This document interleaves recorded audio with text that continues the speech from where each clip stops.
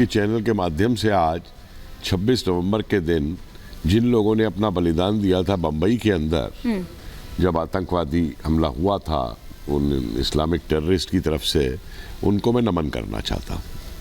इसके बाद मैं आगे आना चाहता हूँ इस बात के ऊपर कि देखिए ये जो विषय है, ये विषय मैं समझता हूँ इस पे राजनीतिक डिबेट नहीं होनी चाहिए, क्योंकि ये मामला है एक मानसिकता का। और अब वो उधर से बीजेपी प्रवक्ता कह रहे हैं कि उनको ठीक कर दिया, भदौरिया जी कह रहे हैं पहले क्यों नहीं एक्शन लिया।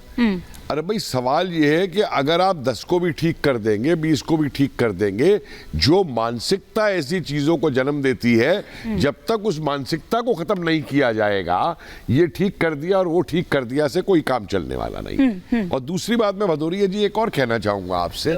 भदौरिया जी थोड़ी जी एक चीज से बाहर निकलिए। आपने एक सवाल अभी उठाया कि खाकी का डर कहां चला गया। भदौरिया जी मैं एक इतिहासकार हूं और इसलिए मैं कहूंगा कि ये खाकी का जो डर है ना, ये अंग्रेजों की देन थी हमारे ऊपर। कि खाकी जो है वो भारतीयों को डंडा दिखाने के लिए है, भारतीयों पे राज करने के लिए है।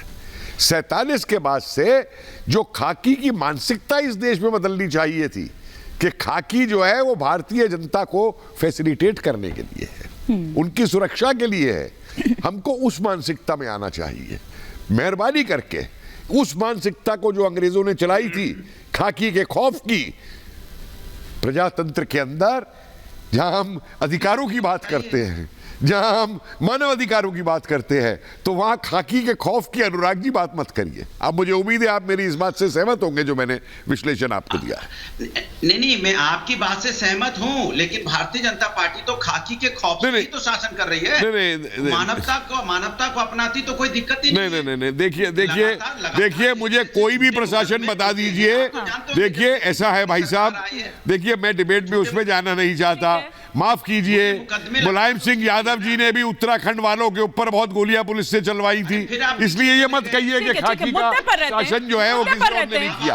सारे शासन खाकी का। एक रिएक्शन मोहम्मद फरहान और हाजी मेहरुद्दीन रंगरेज साहब का भी आ जाए। ठीक है अनुराग जी बोलने आए हैं। अनुराग नहीं ठीक, नेताजी का नाम याद आ गया, लेकिन बीजेपी के नेताओं का नहीं नाम याद आ रहा है। इसके मतलब अरे मैंने तो माना है पहले इस बात को। मैंने तो सबसे पहले आलोचना बीजेपी प्रवक्ता जी की कही। हाँ, ठीक है आप लोग बिना राजनीति वापस लौटती हूँ। और प्रोफेसर कपिल कुमार, आपने मानसिकता की बात कही थी, लेकिन ये जो कट्टरता, वही मानसिकता और कट्टरता एक ही यहाँ पर ये जुड़े हुए हैं कि किस तरह से वो ब्रेन वॉश किया जा रहा है। आप देखिए कि किस तरह के जो कुछ ऐसे कागजात हैं, कुछ ऐसे वीडियोस हैं, वो उससे मिले हैं, लैपटॉप से बरामद हुए हैं। मोहम्मद फरहान साहब, मैं आपसे ये जानना चाह रही हूँ कि क्या आप देख रहे हैं इसके पीछे, और ये जो मानसिकता है, ये जो कट्टरता है, ये कहां से आ रही है? कौन है जो देश का माहौल खराब करना चाह रहा है? क्या लग रहा है आपको?